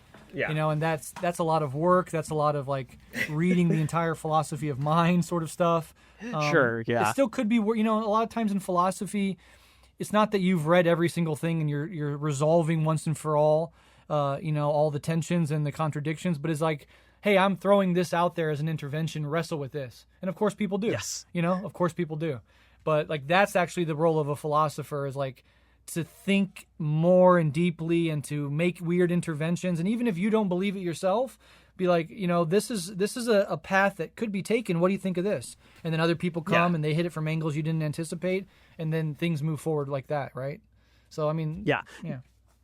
No, very much. And I think it's, in my experience diving into it, I think this is a fairly good-natured philosophical debate, right? Totally. I do think it is one of those ones where like you have to get very speculative with it. And I think in a lot of the responses that I've read between people, there's a lot of good faith. Like, I understand that you are also throwing something at the wall in the face of this very fucking difficult problem, right? Yes. And you're going to write some stuff that sounds crazy. I'm going to write some stuff that sounds crazy. And we're just going to kind of like try it, Philip Goff is kind of like the panpsychist who I think embodies this best. If you ever watch an interview with him, he's just like the most jovial philosopher I've ever seen, honestly. So happy about just like everyone's attempts at speculating about this. And so I think that hopefully can like reduce some of the intimidation. And I think like, I said this earlier in the episode, I think Miéville is doing this awesome thing here. Like, again, I maybe have sounded critical of Miéville, and I think I may be critical of some of the moves he makes, but I'm so fucking thankful he wrote that essay and invited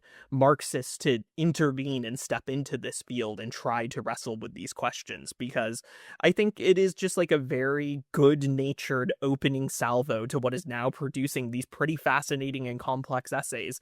And it takes bravery and I think a certain amount of just like intellectual courage to kind of write the maybe I'm not a materialist essay to kick it off. I'm very thankful for his willingness to do that. Could not agree more.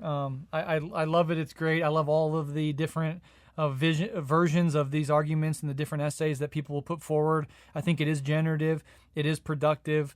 It's fascinating. It puts like pressure on a lot of unexamined stuff within Marxism that is worth examining and wrestling with, even if it is hard ultimately to reach a conclusion. And in philosophy, and specifically in philosophy of mind, like as I said earlier, there is no real way to fucking solve this problem. There is no definitive piece of evidence. Even I think even science itself will never be able to like fully settle some of these questions. Maybe the hard problem is chipped away at. Maybe we come to deeper and deeper understandings of consciousness. Can we ever get past the brick wall of the Big Bang?